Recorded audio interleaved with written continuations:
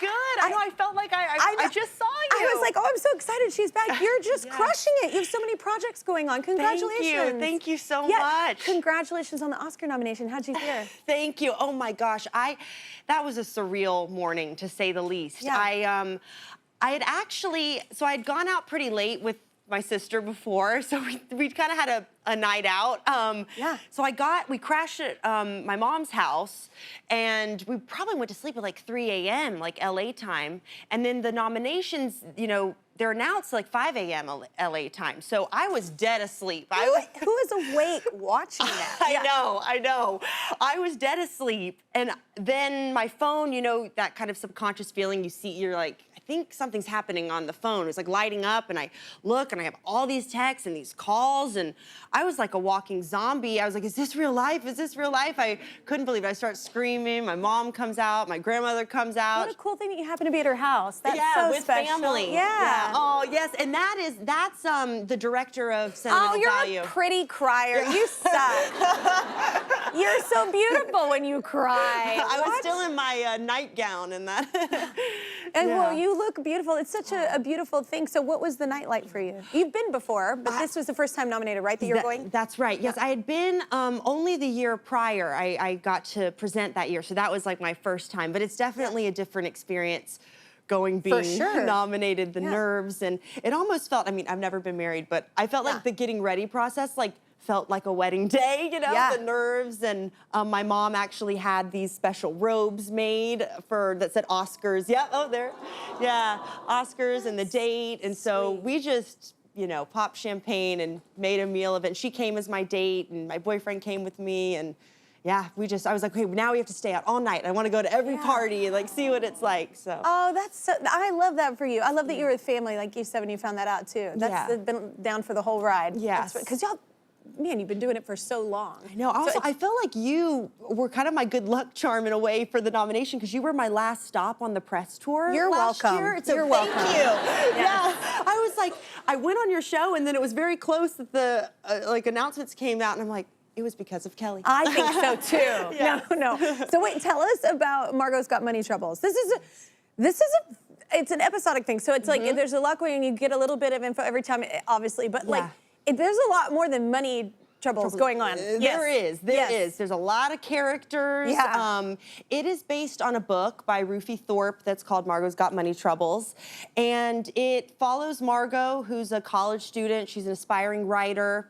We find her, she's going to Fullerton College. And then, an unexpected surprise, she finds out she's pregnant with her English professor's child. Hey! All right. So that's the first curveball that hits her. Many more do. More than academia? Okay, cool. Yes. Okay. And we kind of follow her journey of like new motherhood, experiencing that, and also she doesn't have money. She's broke, and she discovers OnlyFans and joins OnlyFans. So funny. Yeah, and then Michelle Pfeiffer is my mom. Yeah. Who's an incredible Which character. you already knew her, so that's cool to have a shorthand. Like working with, you know, being in a it's just in an environment where sometimes you might walk in and you don't know the people that you're working with. That's gotta make you feel better, right? It does. And David E. Kelly is a showrunner, writer, and he's married to Michelle. I knew that, yes. And I think it's their first time working together, actually. What? In this, I think she did a movie. She said she had like one scene in something, but other than that, they What if they secretly don't like each other's projects? I know. What are they?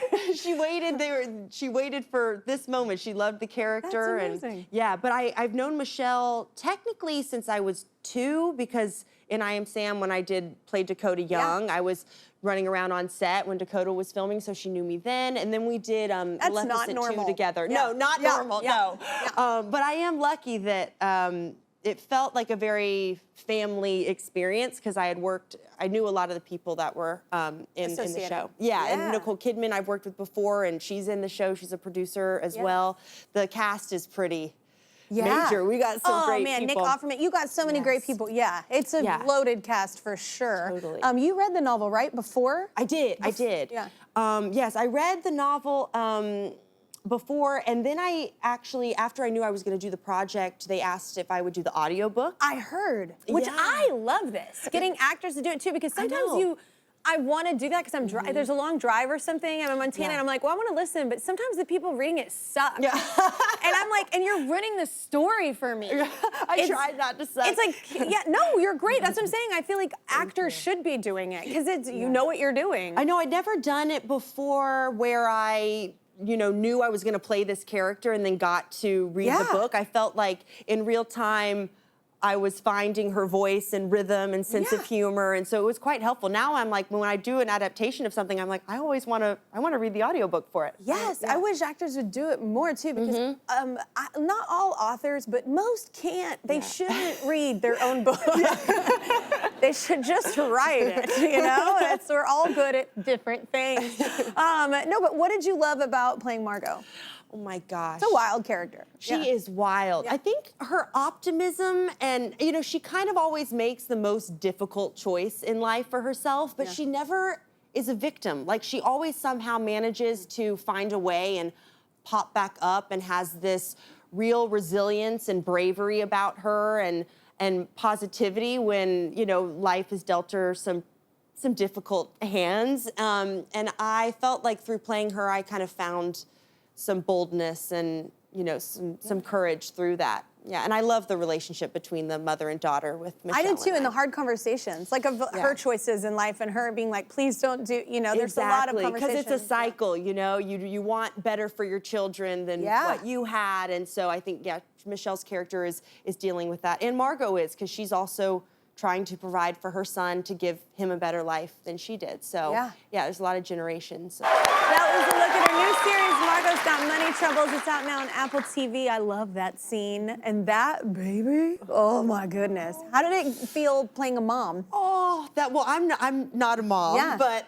that baby, that was River. We had 2 babies that we would use, River and Graham, and they would kind of alternate, and I got so close to them. I loved them. I think it also added so much authenticity to the scenes because they would either be crying or they'd make a sound, and we just play with it, and it would be kind of spontaneous. And we did have, dolls lying around of, fake babies in case we needed to use, but they were so creepy. They creep me out. I know. My daughter, I'm so glad she got out of that phase. I was like, I'm tired of having this in my house. It's so creepy. Yeah, you like walk a jump in, scare. You're like, oh, yes, it's just laying on the floor looking at you. And I'm just, totally. So we tried to use the real babies as much as possible. And I mean, I tried to, I guess, I think with Margo, everything's just coming from this like abundance of love. And so tried to imagine how much you would do anything for your child. And there was, there's a scene that's very relatable. We were talking about in the break that like literally I was like, because I was like, oh, you're never, not a mom, but like, it is funny, like when you leave the hospital for the first time, you're like, oh my God, they let me take it home? Yeah. I don't know what I'm doing. I'm like, there's like a very relatable scene. Totally, that's written, David wrote this, and it's like, Margo's like, I don't have to have like passed a test, there's no manual for this, like they're just letting me take this little life home with me. So Margo, she's figuring it out, of course, and I was surrounded by a lot of moms on set, and so they would give me tips, and Bodhi has colic in the show, and so they were like how that was to deal with. And, the emotions of breastfeeding. There was, I wore prosthetic breasts for those moments. That really pumped and did, that's weird. Yes, I mean, obviously the real babies, they didn't for do sure. That would be crazy, but for certain scenes we had to show like squirting milk, so there was a tube. For the OnlyFans. Yeah, for the OnlyFans. Yeah, and there. You people are so messed up in the world. It's so messed up. Yes, she's like, well, I think people would pay to see this. But yeah, we had like this tube. Yeah, that squirts, and there was a pooper shooter situation, and Margo gets hit in the face by poo. For sure. Yeah. Is it true though that you and the writers, everybody kind of signed up for the OnlyFans thing to kind of do research? Yes. What kind of weirdos did you encounter? Well, because there's some crazy stuff on there. I mean, it's a spectrum on there. I think coming into it, I I think I had one view of what OnlyFans was, and then through the research, I mean, I didn't create an account myself, but there was this kind of joint account with a username that we could go in and log in, and you do have to pay to see content and stuff. And so production kind of handled all that. So there was some girls that I would watch and things that Rufy, the author, had watched for research for the book.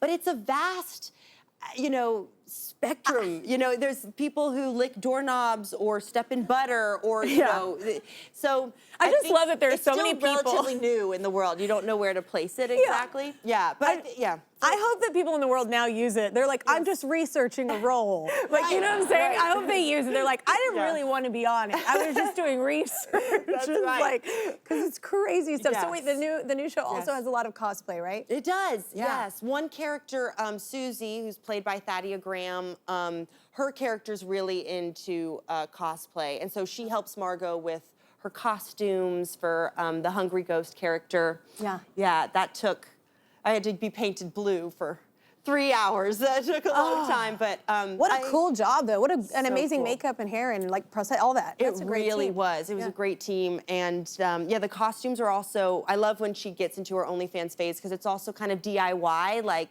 they're just making the most of what they can get their hands on, and because for Margo, the OnlyFans is really this. It's a creative outlet for her where she kind of finds her agency again, and after her relationship to her body, then it changes through, obviously with motherhood and then being on OnlyFans. And so for her, it's kind of, she thought her dreams were gonna die as this writer and this creative, but then through the platform, she finds that dream and creativity again. So that's kind of how our focus for it all. Yeah. It's such a great team all around. Like everybody shooting it, everybody working on it. It was really well done. Dream team. Yeah. Well, you know all of them. They're all incredible. Yeah. So you mentioned doing the Nightingale last time with Dakota when you were here. Are y'all shooting that now? We are. Oh man. Yes, I'm in the middle. I will go back to Budapest in a couple days. What a life! I know. Okay, that's amazing. We should shoot in Budapest. Yeah. I've shot. We've already shot a whole week together. So, how is it? Because big sister. Does she go into big sister mode? That's hard. I know. I was worried about that she'd be bossy, but honestly, she is not. She's not been yet. I think. I think we were like. Yet. Is it going to be awkward or embarrassing, like acting on set because we'd never done it? And then honestly, truthfully, like it wasn't. It felt so effortless and like where we. It's like this is exactly where we should be. Professionals at this point in your career. Yeah, but still, she's my older sister. She's I'm like she might tell me do this, do that. But not yet.